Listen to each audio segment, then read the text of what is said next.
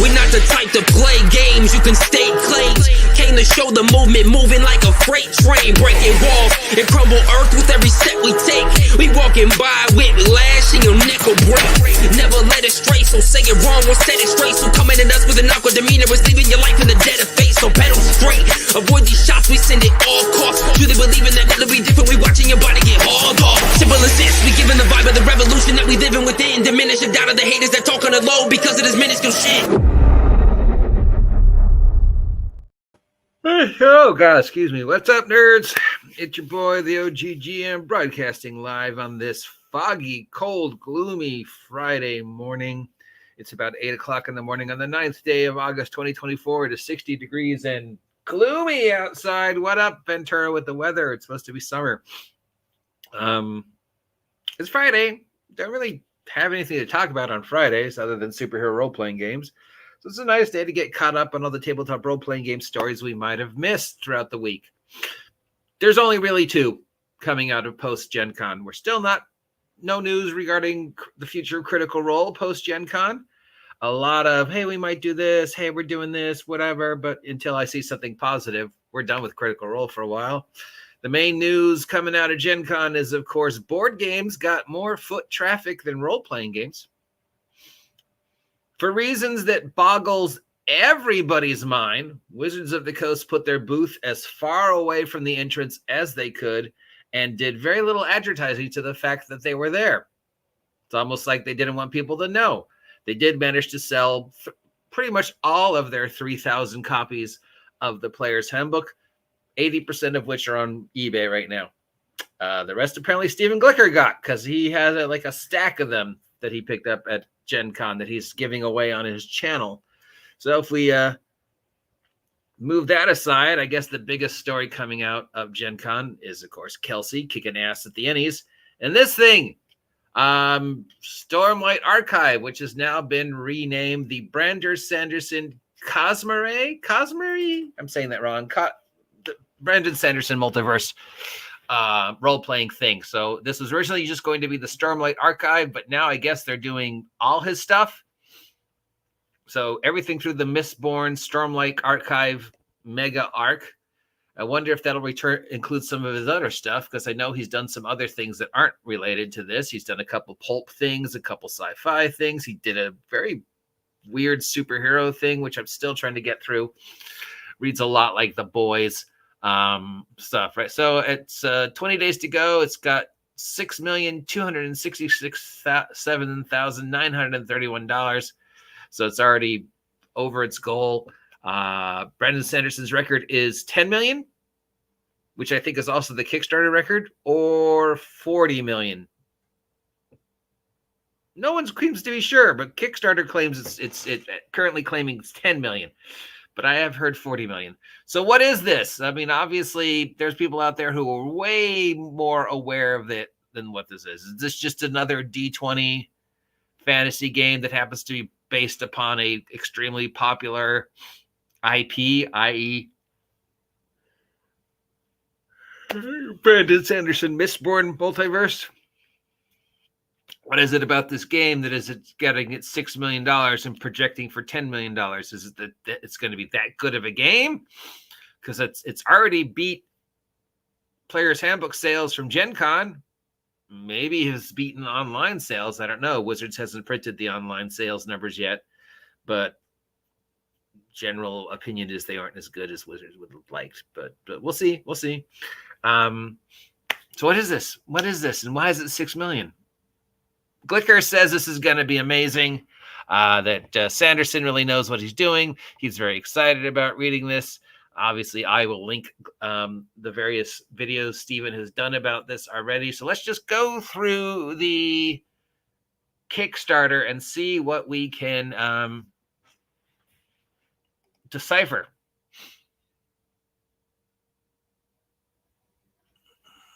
So, okay, so the company that's doing it is called Dragonsteel Entertainment and Brotherwise Games. They always intended to make it a complete walkthrough of the Brandon Sanderson multiverse, but they were starting it with just the Stormlight, and then if the Stormlight looked like it was catching on, they would then go to the other ones, covering all of Mistborn, starting in 2026 and going out for as long as they can milk the thing. And this is what the Kickstarter looks like.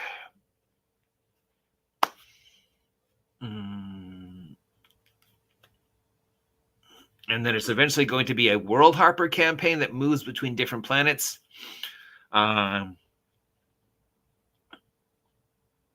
We've got some standard characters, warriors, scholars, leaders. Each world has its own unique characters. Our first 3 hardcover source books focus on the Stormlight Archive. We've got the Artifabarian, who deciphers secrets of Spreen as a scholar who creates technology powered by Investure. We've got the Shard Bearer, who arm themselves with shard blades and shard plate to turn the tide of any battle. We've got the Night Radiants, who bond to Spreen and speak the word to unlock the awesome powers of Surge Binding. Okay, just made up a lot of words. I don't know what any of that means. I've never played the books. And then it'll expand into the Mistborn, where you harness the metallic arts of Scadrial. You become a legendary Mistborn of Fukermist during the Apocalyptic Empire. Or go to the Error 2, which I guess had gunslingers with the Twinborn. And then this is then we have the world of Atlantis, the world of World Hoppers. For readers, every release of Cosmere will expand on existing lore with new canonical content. In particular, the Stormlight World Guide and Mistborn World Guide are richly illustrated books packed with information on the history and cultures of their world. This is kind of what we expected. So, when this thing first got announced, I said its popularity is going to live or die on the fan base, not its, resume as a tabletop role-playing game, but will it offer enough to the Brandon Sanderson Stormlight Archive fans that they will buy it even if they have no clue what a role-playing game is, And right now, they seem to understand that. So they are releasing with the game stuff that is specific to the people who are just really curious about the world. And here's brand new art I've never seen before. Here's new information we've never seen before. It's worth it for me to spend my 50, 60, $80 to get this, even if I never play the game, because it has stuff about the world that will keep me satisfied. And then it has some numbers in it, which either I understand or I don't understand. What's an armor class? I don't know. Some people know what that is. Some people don't know what that is. The general idea, though, is to appeal to both the gamers and the casual fans of Sanderson. So you feel like it's worth it for picking this up. For the RPG players, it was designed by a whole bunch of people who worked on Star Wars, Legend of the Five Rings, Warhammer, and they got one token D&D person. It is a D20 system that includes a skill-based magic system and plot dice. We've seen the plot dice. The plot dice will look very familiar to a lot of people. So that's not a new mechanic. That's, oh my God, it's an extra dice you roll, and 1, 2, 3, advantage, 4, 5, 6, complication. Oh my God, what an original idea! I've seen that already. A skill-based magic system. I like skill-based magic system, so we'll see how that works. And even if you're not familiar with his book, it's a chance to experience his world building and magic systems. Again, from what little I've heard about this from Stephen Glicker, who I respect most of the that's his big thing. So I think he's Sanderson's a gamer, or at least understands gamer mentality enough to design a system that'll appeal both to the fans. So I think that's what he's counting on. That's what the initial wherewithal of people who have actually looked into it have said. But obviously, as we get more and more, we can see D20 system could be a benefit or a boon or a bane, boon or bane to it. I don't know. I'm sick of D20 fantasy systems. You're going to have to really, really blow my brain out of the water for me to go, oh my God, yes, this is the D20 system that I've always wanted, because it's unlike anything I've seen in the other 5,000 D20 retro clones, fantasy heartbreakers that exist today. Do I need anything other than Project Black Flag and Shadow Dark? What do you do that those two don't do, other than skill-based magic system? I'm very curious about that. That stands out to me. Then this is what you get. Oh, we get some books. Books are 224-page hardcover. Let's see. For $1, you get the initial. You get to say, "Hey, I supported it," or you could get the add-ons only. So this for $1 allows you to pick and choose from the various add-ons, and we'll get to the add-ons as we scroll down. I like that. I don't know how many times. I don't know if I've seen that before. But that's a great idea. And if I was doing a Kickstarter, I would definitely include that one. Let's say there's just, I don't want the thing, but I do want that thing.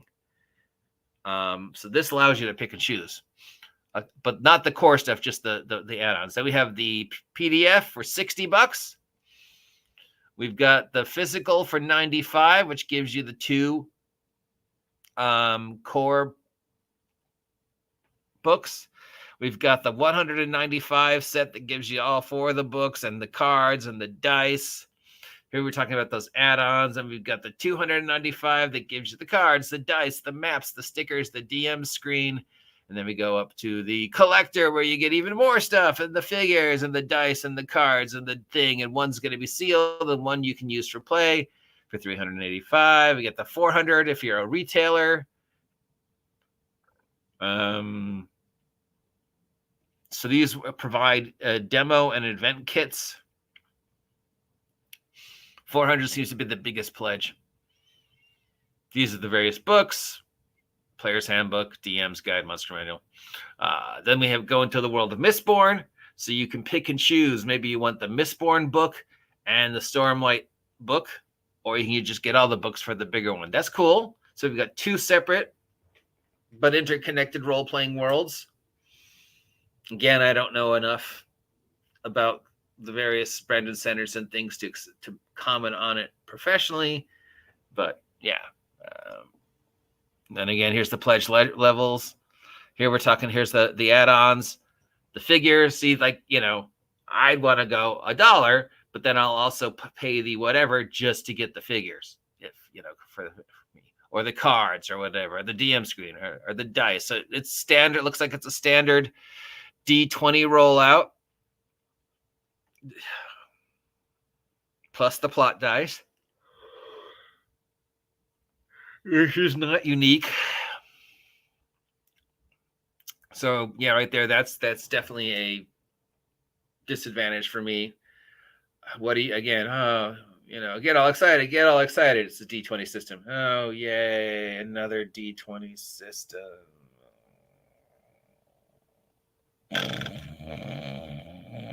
Oh, sorry. I fell asleep because it's another D20 system.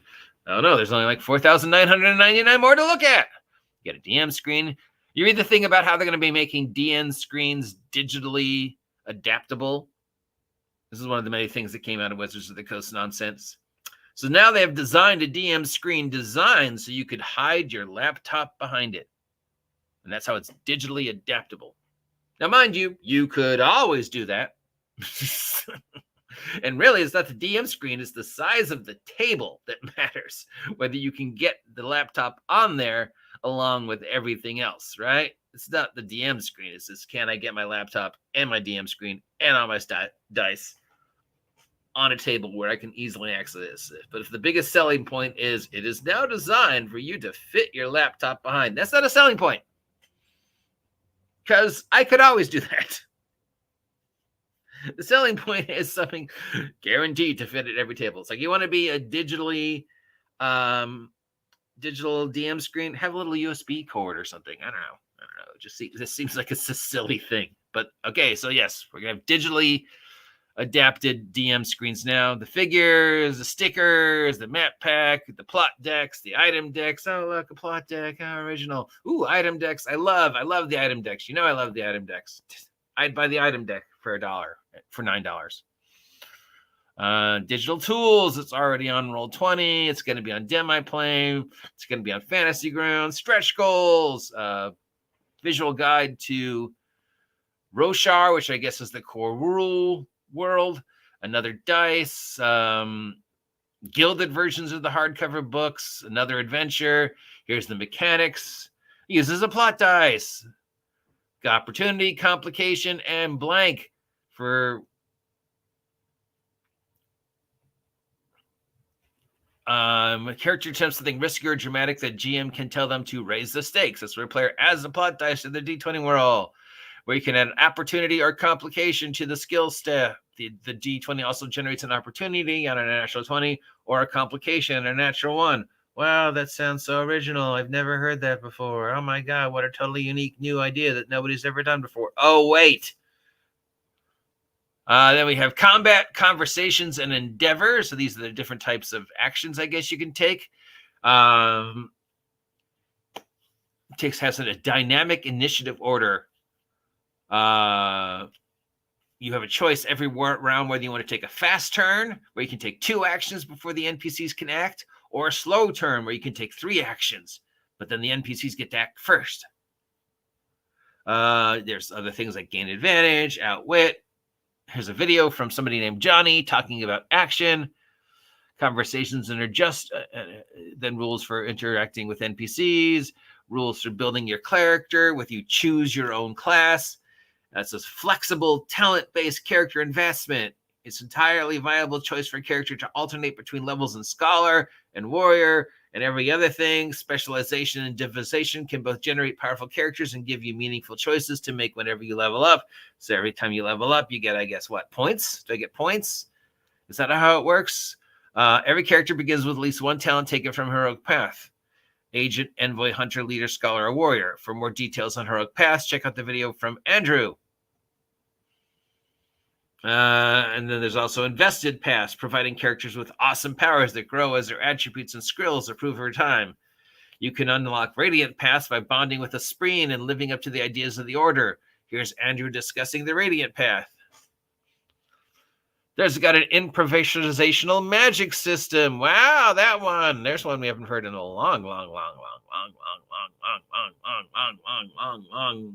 time. That dates all the way back to early Ars Magica and Theatrics. Each surge being skill lists specific baseline effects that a talent can unlock advanced capability, like soul casting. These are all words that mean nothing to me, but it's a skill-based magic system. It's a living RPG, so it's going to continue to grow as he continues to add things to it. I don't know which one of his worlds is the superhero world. We've got Stormlight, Mistborn, Atlantis, Warbreaker, White Sand, Worldhopper. One of those was a superhero game world, I think. So this is all of them together. Some adventures. We got some media previews.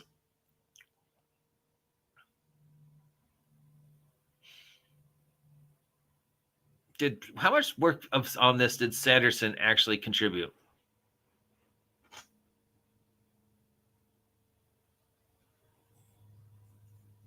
Don Wells, Andrew Fisher, Lydia Soon, Johnny O'Neill, Laura Hishburn, Lila Fujiwara, Sen-Fung Lim, Max Brooks, Sebastian Yu, Ross Lacer, Mark Moyer, Imogen Gingell, Sadie Lyerway, Walden Bryanhurst, Amber Lake, Ace Baldwin, Ruvard Yerk, Julian Ross, who looks like Dominic Mysterio, Isaac Stewart, Ben. Okay, I don't see Sanderson on here. And then stuff.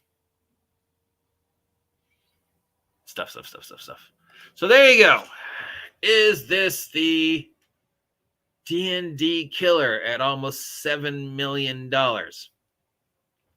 Ooh, comment.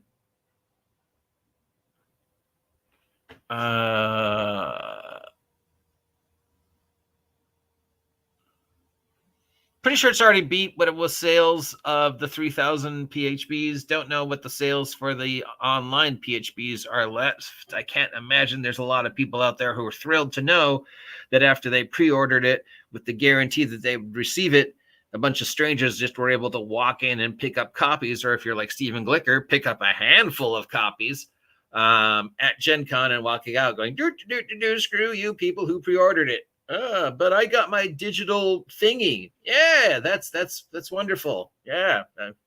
Why don't you take your digital thingy and build a house out of it or something?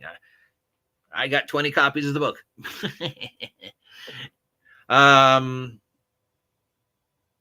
Don't know. I mean, because much like Critical Role, it's hard to predict how this will affect the overall hobby. Will it be huge, or will it just be sort of like, it was really, really popular because people recognize the name, you know? Are people going to buy the book, flip through it once, and then have it sit on their shelves? Or is it really going to influence gaming, you know? What's in it to a friendly local game store to pick it up and offer it as opposed to just bow downing to Wizards of the Coast? Don't know. I mean, it would be nice if somebody could step up and offer Wizards of the Coast serious Pathfinder GURPS level competition where they're actually concerned, you know, about the future of the product. That other games are becoming household names like Pathfinder, GURPS, Vampire. So we'll see. I think it's raining. Plus, there's the whole digital thing to consider. I mean, we know Wizards is handling it badly, but it still is a thing, and it's going to happen. And speaking of Wizards, let's just take a break. This, you know, if we were eating, we'd eat like some ginger now to change our thingies. So the other big news, of course, was this whole Wizards handbook thing, where several different individuals got copyright strikes and redactions against them for posting the player's handbook. Now, this is very weird. Even for Wizards, this is very weird. And some of the stories, I don't know how true we are. I do know the original story from Joe Fiden was 100% true. But there were other ones where guys like said, I got my whole thing taken down. There were guys who said, I got this little fuzzy thing here. But then again, there was D&D Shorts, who was pretty much allowed to show the entire thing and not get in trouble. But then there was other guys. So like each story was slightly different of what Wizards did and did not go after, and what they let you show and not show, and how much of the copyright strike they were going to enforce, whether it was, you know. And Joe Fiden felt he had to take it down because he didn't want the copyright strike.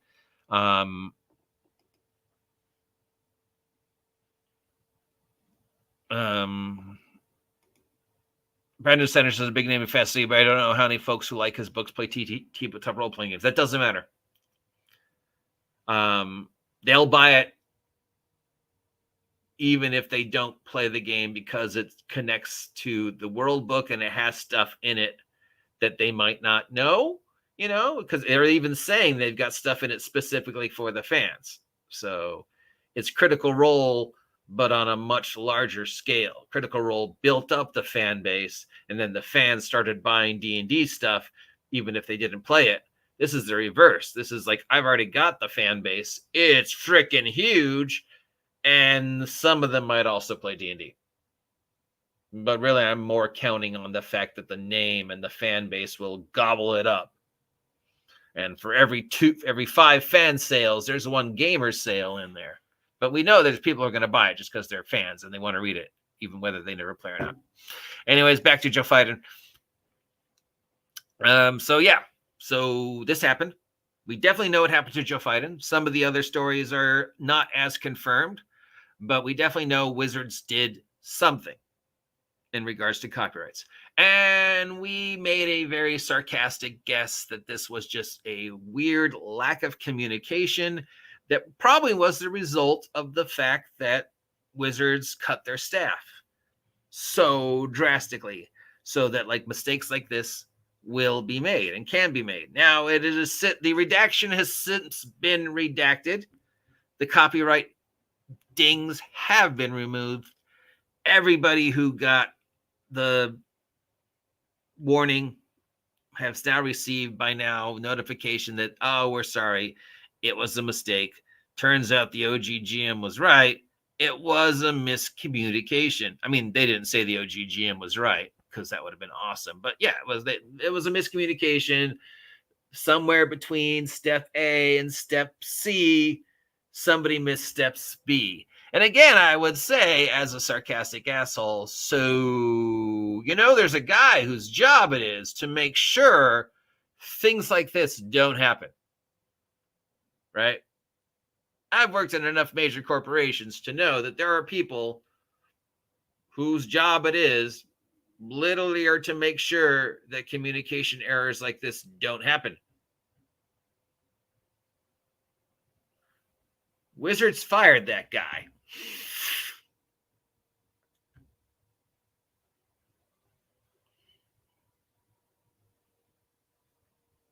So, of course, mistakes are going to happen. And the concern is mistakes like this will continue to happen. And Wizards being Wizards might fix it, or they might just go, I'm not going to fix it. Let's see how long it takes them to notice. I mean, it doesn't feel like Wizards has our best interest at heart, ever. Especially the last 2 years. I'm not even sure Wizards has their best interest in heart. Most of their stuff seems dumb. Hey, we're going to go to the single largest gaming convention that we know of in this part of the world. We're going to come back in strength. It's the 50th anniversary of our product. We've got a new product to show everybody. Let's put our booth as far away as possible from the entrance and not tell anybody where we are. Okay. Yeah. I mean, that's definitely how I would sell a new product. All right. And now that we've done that, let's make a whole bunch of copies of the book we said people couldn't get unless they pre-ordered it available to anybody who walks through the doors. So if like this guy gets to the front of the line and he buys 20, you're okay with that? Yeah. That means 20 other people don't get it. Oh, well. And what about the people who pre-ordered it and don't get it till later this month? They still get it, and they get the digital stuff, but they can't do anything with the digital stuff. But they still get it. I'm not seeing the advantage. You get it before anybody else. Not counting the 3,000 people who just walked through the door and the guy I just sold 20 copies to. Those are just going to be on eBay in like 20 minutes. And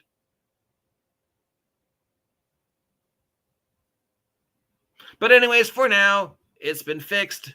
For now, the new player's handbook reviews are out there. At least one official review from an official so-and-so has said, yes, it is a new edition.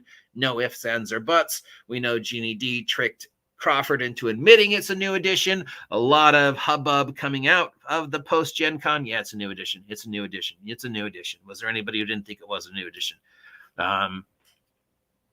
The best way to describe it, I think, is if you've already playing 5e and you're perfectly happy with the way you play 5e, you have absolutely no reason to buy this book. Don't buy it. If you're coming into 5e for the very first time and you're going to be playing it at conventions or at organized play, then yes, you should buy it, because going forward, all the convention games and all the organized play games are going to be based upon that. If you're not sure, if you're on the fence, like I like new old 5e, but I also kind of like what I've heard about new 5e, wait to 2025 when the SRD goes up for free. Then you can read through the SRD and decide whether you want to buy the new stuff or not. But yeah. And if you're just playing a casual game where there's people who've got 2024 D&D and 2014 D&D, you could all work it out. Home rule it. It'll work. It's, so that's the general response that seems to be. All right. Final story is 100% selfish. New merch from me. That's right. Yep. Just went live this morning. We got the second Seths Gear and Ammo catalog. This is the back to school catalog. It is available on drive-thru and Postmortem for PDF. It's also available on Lulu for, I think, $5 for POD. It's about 65 pages of gear. And this one was much more gear centric, but it was also built around the theme of going back to school, more or less. So this one was all fashion, tattoos, cybernetics, skill chips, LED eyes, LED clothing, synthware, all sorts of hip cyberpunk back to cool clothing, cars, different types of computers, a whole bunch of, basically it's a cyberpunk source book, modern day source book of gear and equipment. But it's all built around the idea that back to school. So everything I put in there was back to school related. I put in cars and vehicles because you go back to school in a brand new car. I put in synth clothing and synthware and LED wear because one, it's a thing. And I did not know how huge the synthware LED wear thing was until I started researching it, and who knew how much shit is out there. And then I was like, have they done LED tattoos yet? And they're like, yeah. What about glow in the dark tattoos? Glow in the dark tattoos, is that a thing? It's like, well, it costs a lot of money. What about eye tattoos? That's a thing. What about LED eye tattoos? You could do it.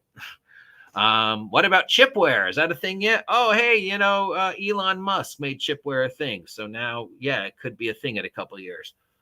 Wow. Okay. So yeah. What I love when I do these is the research. I ask myself a question and then I go and look it up. And then I'm like, wow, that actually is a thing.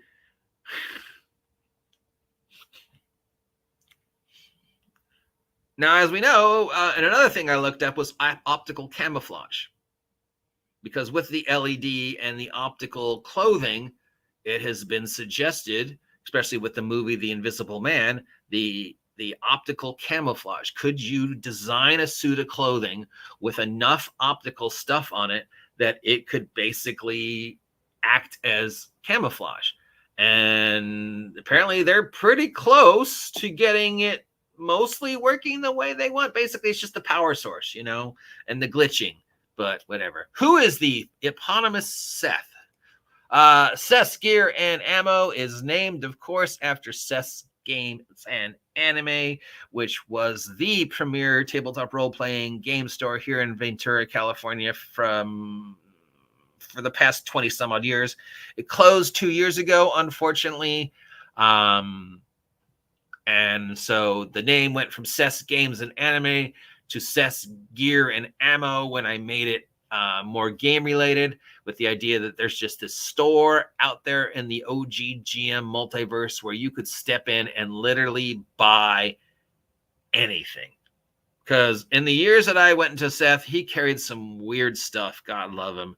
I mean, he carried comic book stuff, anime stuff, manga stuff, role-playing game stuff, other hobby stuff, just weird esoteric things. Sort of felt like a geek thrift store, because he would also have like samurai swords and models and just whatever. And then he bought Pogs for some reason.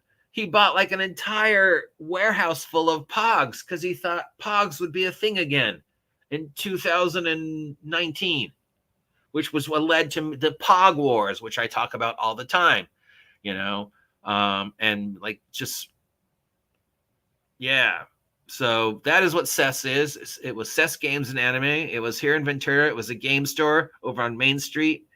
I was there twice a week, every week since 2002. Closed. I've adopted the name. He hasn't said I couldn't. So there you go. That is who Seth is. It's a homage to my history at Seths Gear and Ammo. And that's 30 minutes of news. What do you think of the new format? Is that too much? Is it too little? Now that we're changing it up, I've got days where I'm like, okay, what am I going to talk about now? I know you guys want me to talk more about superheroes and less about D20 and just not so much Wizards of the Coast. I'm going to try and just focus Wizards of the Coast to just like one day a week. Like have Wednesdays be Wizards of the Coast Wednesdays. That's the general idea. We'll see how that works. I am open to suggestions for what you want to see, how the channel changes. The goal is now 2001 subs by January 1st.